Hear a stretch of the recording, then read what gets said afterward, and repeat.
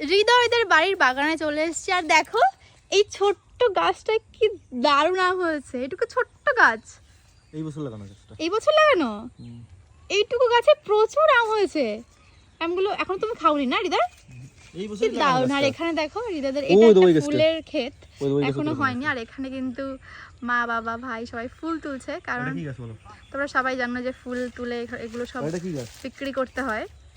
কি গাছ এটা? এটা এটা হচ্ছে যে আরে পান গাছ। এটা পান গাছ? হ্যাঁ পান গাছ খাবা? এটা চৈজাল। চৈজাল গাছ?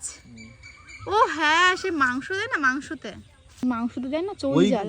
মেন খাই কোনগুলো জানো? কোনগুলো খায়? এই যে হচ্ছে কেবল এইগুলো, এই যে এত মোটা। আরো মোটা। তুমি কি মোটা দেখছো কি কিছু না এইগুলো?